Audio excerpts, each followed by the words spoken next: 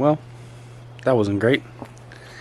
I just got a stern talking to from the authorities telling me that I should not be doing this here. That's fine.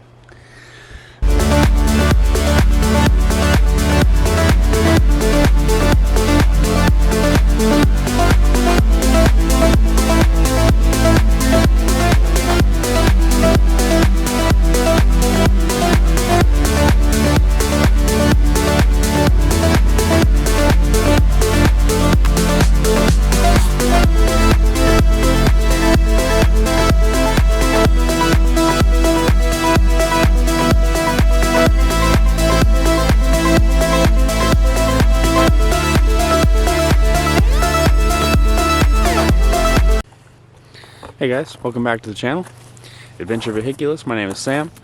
If you've been following the channel for a while, you might know that I used to own a 2003 Toyota Sequoia. I really liked that vehicle, and I used it as a daily driver, as a tow rig. My girlfriend drove it a lot. We put 30,000 miles on it in a year, and it was a fantastic vehicle, but there were a few issues with it. First of all, it was two-wheel drive, and I live in a place where we get quite a lot of snow. Also, the traction control didn't work, which meant that being a two-wheel drive, it was pretty sketchy to drive in the snow or ice or any sort of inclement weather.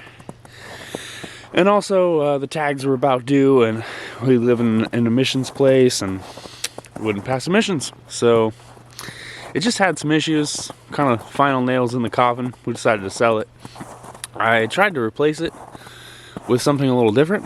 That's why I bought the Jeep originally. I was hoping, the Jeep Grand Cherokee on paper, all-wheel drive, V8, supposedly tow capable. It looked like a cheaper alternative to buying another Sequoia. However, it was not. It was not a Toyota. It was not a Sequoia. It did not have the same room, did not have the same power, did not have the same towing capabilities. It's just all around a different vehicle. I would say that the Jeep made a really excellent platform for turning into a 4x4 off-road toy. If you wanted to lift it up, go rock crawling, do things like that, they're a great option for that. However, that's not really what I'm trying to do with this vehicle slot of mine. I mostly need a good four-wheel drive capable tow rig. I like towing. I like to be able to haul cars. I want to be able to haul a lot more cars back to my house. Buy projects, sell projects, buy parts cars, part them out. All these reasons are reasons why I need something that's really capable as a tow rig. And I don't necessarily need a big third row SUV, but I have to say that it is kind of nice having all that extra room. In particular for one thing, which is car camping. I really like to car camp, and car camping in the Jeep was, well, not very comfortable. It was pretty small. And yeah, if you're gonna camp in something, a little extra room is really nice. If you look in here, I actually have a entire mattress in this thing right now, and it has plenty of room. There's even room up front in between the seats and the mattress. So there's even quite a lot of storage in this thing, even after putting a mattress in here, which makes it really, really comfortable to sleep in. I do sleep in this quite a bit. I take it to work. I stay in it at work during the work week, then I drive it home on the weekends. This saves me on fuel and on a lot of time that I would spend driving back and forth. I live about an hour and 10 minutes away from where I work. So if I drove it every day, that's about 2.5 hours of extra driving. Since I drive for a living, 8 to 10 hours a day, an extra 2.5 hours of driving every day, it really wears on you mentally, makes you extra exhausted, and that's time that I could be spending doing other things. So I find other things to do during the week when I'm staying in town, and I come home to enjoy my weekends. I found this thing at a car dealership, and what originally attracted me to it was actually the fact that it's black.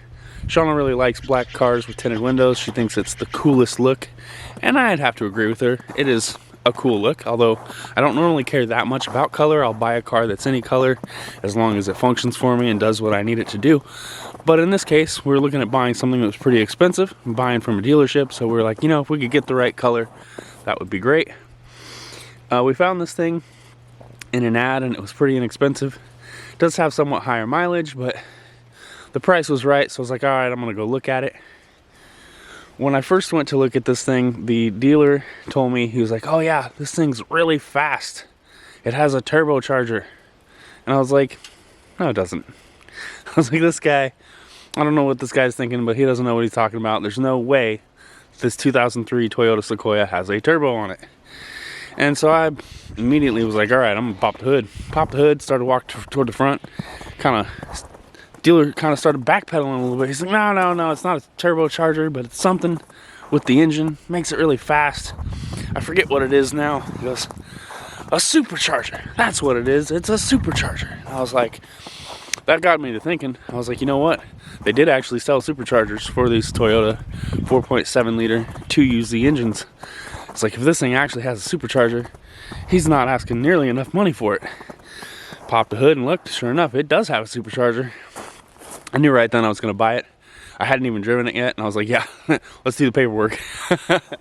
And I think what happened when I bought this thing, it also had a set of BBS TRD 18-inch wheels on it. I've replaced those with these FJ Cruiser wheels because I think that they look better. But the BBS wheels are a pretty rare option that only came on Sequoia TRD models, as well as a few Tundra models. They also call them the Darrell Waltrip wheels. And it also has a TRD badge on the back, but I've ran the VIN number and it is not a real TRD. So I think what happened, it's a limited, by the way, that's what the back badges say.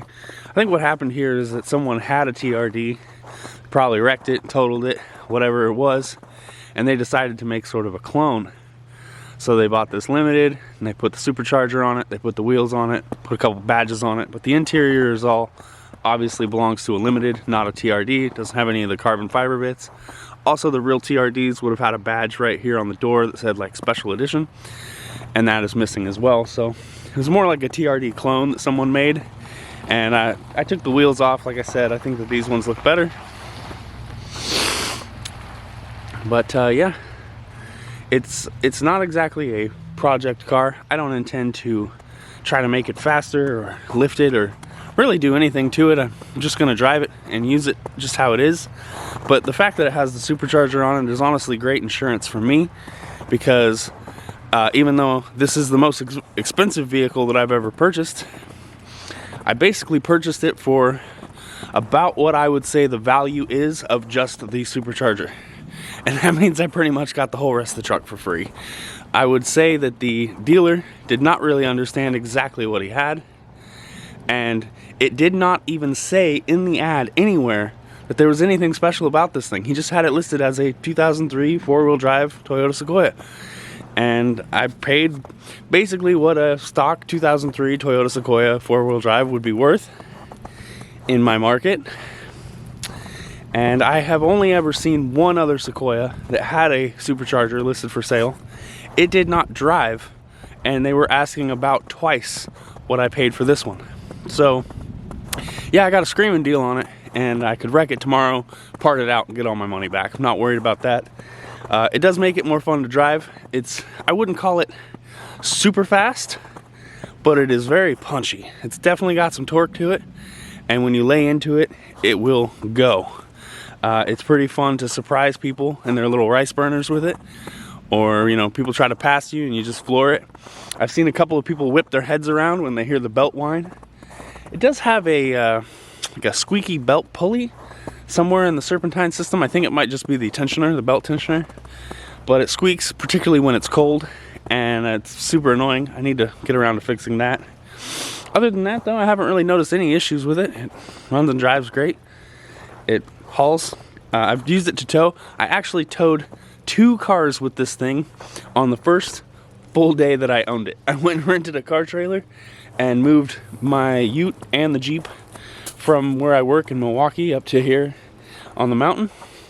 I did like 350 miles towing a trailer and hauling cars, and this thing just did not miss a beat. So I think it was a great investment. I really enjoy it. I'm enjoying camping out of it, using it. I'm definitely stuck with it for a while because I am making payments on it, trying to build the credit. It's one of those things you do when you're an adult. Kind of sucks.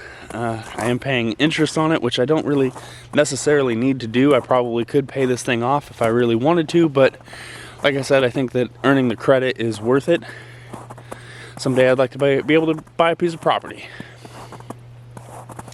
Anyways, I hope you guys enjoyed this short video introducing my new daily driver tow rig.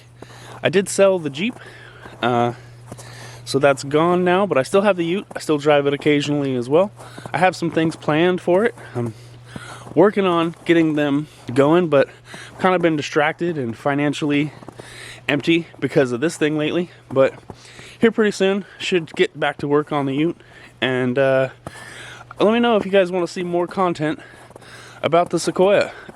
You know, I wouldn't mind making some more videos, maybe go on some road trips, show you guys some of the things that I do with this thing.